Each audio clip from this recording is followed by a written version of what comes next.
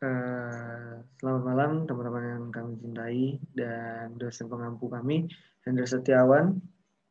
Izinkan kepada kami untuk kami menyampaikan artikel yang telah kami buat dengan kami beranggotakan Madi Purnama Aji dengan NPM 031 dan Talita Salsabila Halim dengan NPM 104. Saya sendiri Yonatan Luis Wirida Tobing dengan NPM 140 dan Syabila Malik Husain dengan NPM 095 dengan tema pengaruh impor beras terhadap perekonomian Indonesia.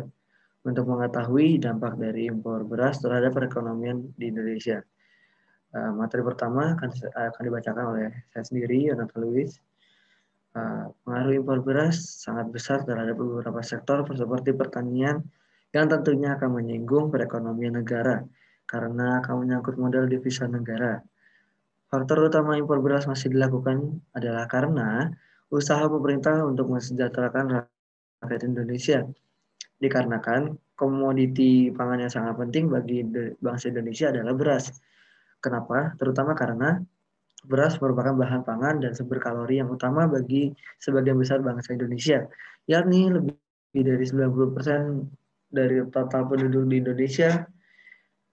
Usaha tani yang kedua, usaha tani menyediakan lapangan kerja bagi 21 juta keluarga petani. Yang ketiga, sekitar 30% dari total pengeluaran rumah tangga miskin dipergunakan untuk membeli beras. Selain itu, pangsa beras dalam konsumsi kalori total adalah 54,3% dan berkontribusi sebesar 40% dalam asupan protein. Meskipun pemenuhan kebutuhan di beras nasional diupayakan lewat produksi padi domestik, tetapi jika sewaktu-waktu terjadi kekurangan pasokan beras, maka impor harus dilakukan. Namun, impor beras juga tidak boleh terlalu besar karena mengingat ada beberapa hal yang harus diperhatikan. Yang pertama adalah pasar beras internasional merupakan pasar yang tipis sehingga cenderung berfluktuasi dalam harga dan kuantitas yang diperdagangkan. Impor yang terlalu besar juga dapat mengakibatkan munculnya pemaksaan politis dari negara eksportir. Penelitian ini juga bertujuan untuk menganalisis pengaruh impor terhadap harga beras dalam negeri dan menganalisis faktor-faktor yang mempengaruhi harga beras dalam negeri. Dengan kata kunci beras, impor, petani, faktor-faktor, dan perekonomian.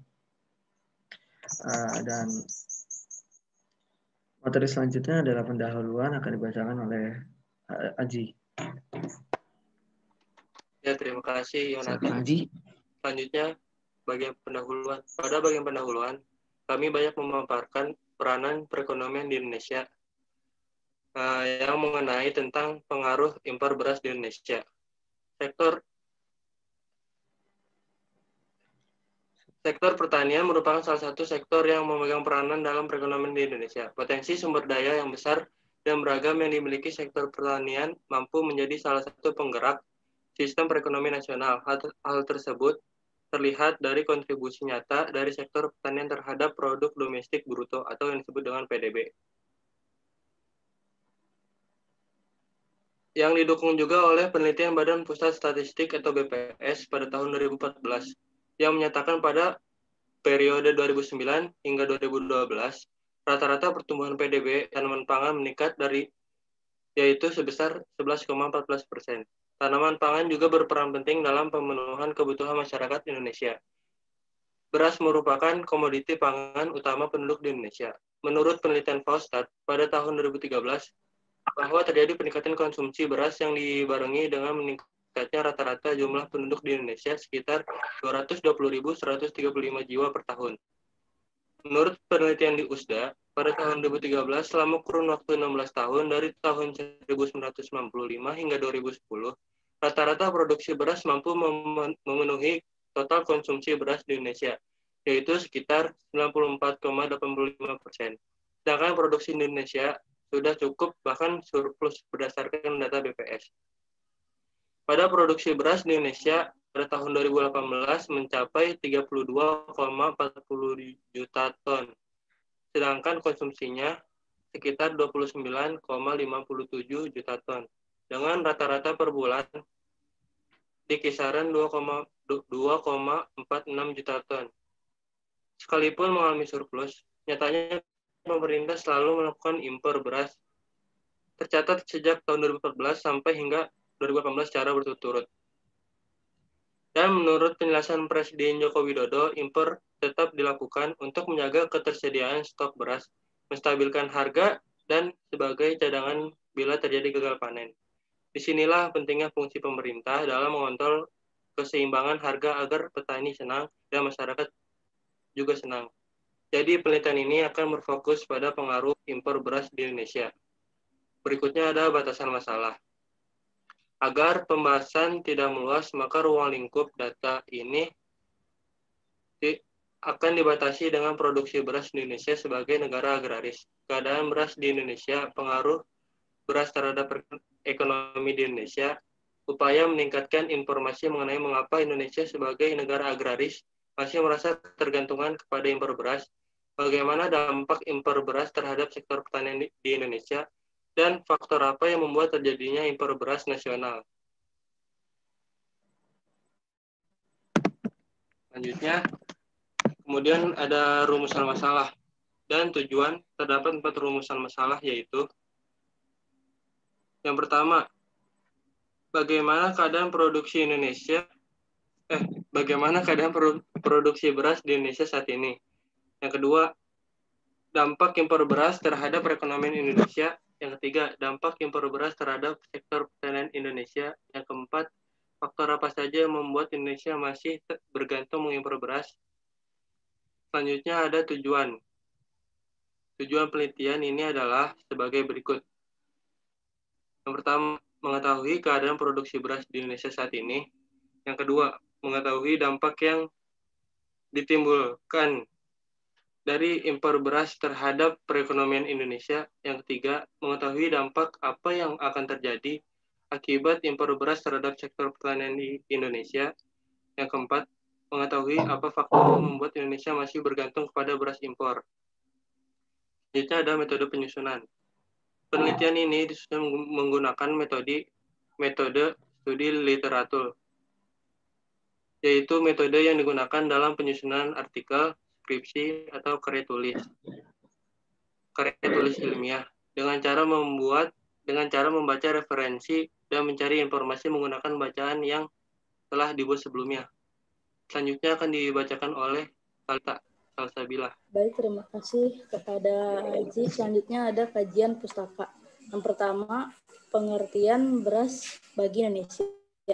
Komoditas beras merupakan komoditas yang paling penting karena beras merupakan makanan pokok utama bagi masyarakat Indonesia dan sebagai sumber karbohidrat utama. Tidak hanya itu, beras juga merupakan komoditas strategis yang dominan dalam ekonomi Indonesia karena berkaitan erat dengan kebijakan moneter dan menyangkut masalah sosial politik. Yang kedua ada manfaat beras bagi tubuh, yaitu dapat mengontrol berat badan. Yang kedua ada mengurangi resiko penyakit kardiovaskuler. Yang ketiga mengontrol kadar gula darah. Yang keempat melancarkan pencernaan. Yang kelima mengurangi resiko penyakit kanker.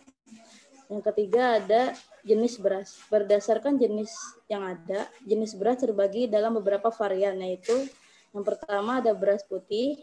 Beras putih dapat dibagi lagi menjadi beberapa macam. Antara lain ada pandan wangi, mempunyai ciri khas yaitu mengeluarkan aroma pandan yang wangi. Yang kedua ada Cetra Ramos.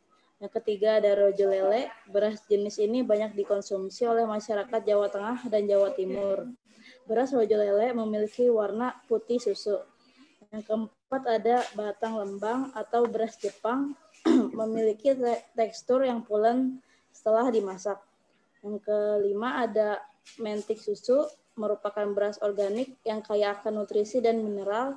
Yang keenam ada Mentik Wangi, yaitu beras organik yang mempunyai kandungan gula rendah sehingga cocok dikonsumsi oleh penderita diabetes. Selanjutnya ada beras coklat, yang ketiga ada beras merah, dan yang terakhir ada beras ketan. Selanjutnya yang keempat ada kandungan pada beras. Beras mengandung protein, vitamin, mineral, dan air. Pati beras terdiri dari 2 polimer karbohidrat yaitu amilosa dan pati dengan struktur tidak bercabang. Selanjutnya akan Dilanjutkan oleh Sabila Malik. Analisis produksi beras dalam beberapa tahun terakhir. Bagaimana keadaan produksi beras dalam kurun waktu beberapa tahun terakhir? Berdasarkan Badan Pusat Statistik (BPS) mengatakan, selama tahun 2019, produksi beras di Indonesia mencapai 31,31 juta ton. Kepala BPS Suharyanto mengatakan, produksi beras tersebut turun dari angka produksi tahun 2018 yang sebanyak 33,94 juta ton. Dia menambahkan luasan panen sawo pada 2019 sebesar 11,38 juta hektar, turun 6,15% dari tahun 2018. Bisa dilihat di 2019 terjadi penurunan luas panen sebesar 6,15% karena cuaca ekstrim, baik karena banjir awal tahun dan kemarau panjang tengah tahun, dan menjadi hal yang tidak diinginkan, ujar Suharyanto di Jakarta, Selasa. Menurut Suharyanto, penurunan luasan panen tersebut menyebabkan produksi gabah kering giling pada 2019 mengalami penurunan dari 59,2 juta ton pada 2018 menjadi 54,6 juta ton pada 2019. Dia menambahkan, walaupun pada 2019 ada dua puncak panen, yakni pada Maret dan Desember, namun produksi beras tetap tidak mampu melebihi angka produksi tahun 2018 yang hanya memiliki puncak panen pada bulan Maret saja. Suharyanto mengatakan kondisi ini menyebabkan harga beras pada 2019 lebih fluktuatif, meskipun andilnya terhadap inflasi relatif kecil. Pergerakan daerah harga gabah kering panen mengalami peningkatan 1,13%, tetapi harga beras sangat terkendali naik 0,85%, ujar Suharyanto. Lebih lanjut, dia mengatakan walaupun jumlah produksi beras menurun, namun tetap terjadi surplus sebesar 1,53 juta ton dari kebutuhan konsumsi tahunan yang sebesar 29,6 juta ton. Dampak dari impor beras terhadap perekonomian Indonesia. Pengamat pertanian Gede Sendana menilai kebijakan pemerintah yang masih mempertahankan impor beras sangat merugikan petani dan memberikan dampak negatif terhadap perekonomian internasional. Pemerintah pada sisi lain belum mampu membuat kebijakan yang baik dalam mendukung keberlangsungan hidup petani, kata Dr. Gede Sendana, yang juga dekan Fakultas Pertanian Universitas Dwi Jendra Denpasar pada Minggu. Menurutnya, impor beras secara tidak langsung menjudutkan posisi petani di tengah gencarnya program pemerintah untuk mampu meraih kembali swasembada pangan yang pernah disandang Indonesia pada tahun 1984.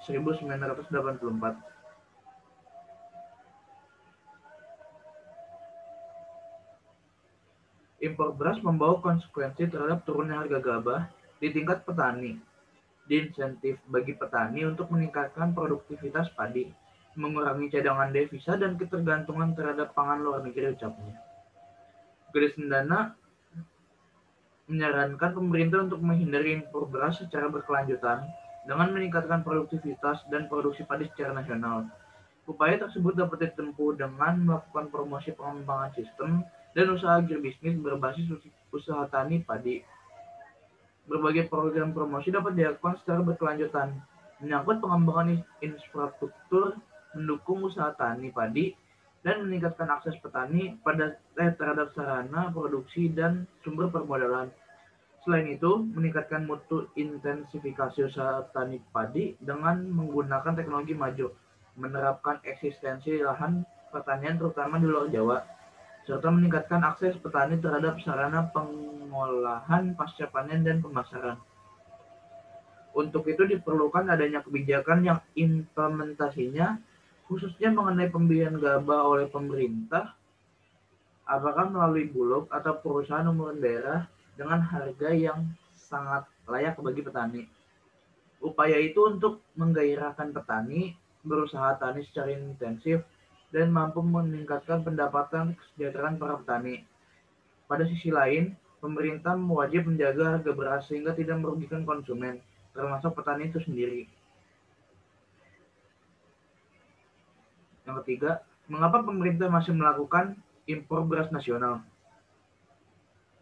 Menurut Pak Jokowi, stok cadangan beras nasional memang mengalami surplus pada lalu. Produksi beras nasional mencapai 33 juta ton, sementara tingkat konsumsi mencapai 29 juta ton. Dengan demikian, terdapat surplus cadangan beras 3 juta ton.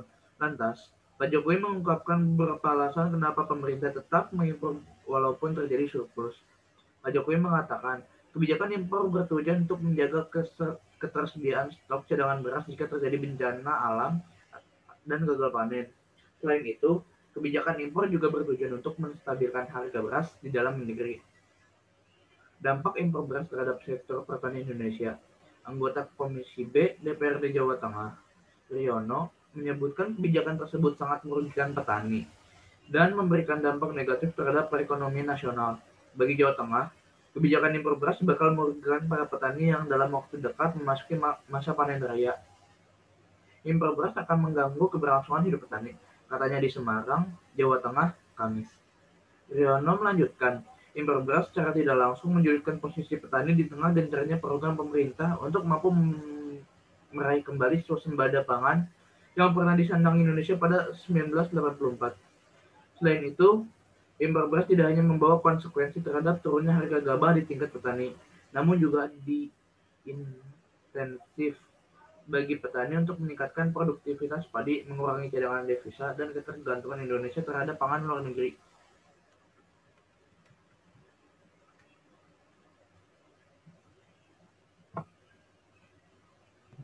Terima kasih untuk para pemateri dan penutup akan disampaikan oleh saya sendiri, Yonatan Luis. Kesimpulannya adalah beras adalah suatu komoditas yang sangat penting bagi kebutuhan konsumsi manusia, dikarenakan sumber karbohidrat utama bagi orang Indonesia. Maka dari itu, mayoritas penduduk di Indonesia mengkonsumsi nasi sebagai bahan pangan, sehingga pemerintah merasa harus bisa memenuhi kebutuhan manusia. Dengan demikian, pemerintah berusaha mesejahterakan masyarakat dengan impor beras. Tetapi dengan adanya impor beras, pasti akan ada pengaruh yang baik, itu positif maupun negatif. Hal positif dari impor beras adalah ketersediaan beras di tanah air ini, tetapi tidak berarti tidak ada hal negatifnya. Hal negatif dari impor beras adalah seperti petani yang kurang sejahtera. Banyak beras dalam negeri jatuh harga karena terlalu banyak beras di tanah air. Untuk saran dari kelompok kami adalah, dengan bacaan artikel di atas, saya menyarankan untuk pemerintah lebih disiplin dalam melakukan impor beras, pengelolaan beras dalam negeri lebih baik, dan lebih menghargai hasil jerih payah petani tanah air, dan gaungkan penggunaan bahan pangan dalam negeri. Sekian dari kelompok kami, sekiranya itu yang bisa kami sampaikan. Jika ada kesalahan kata, itu murni kesalahan kami. Terima kasih dan selamat malam.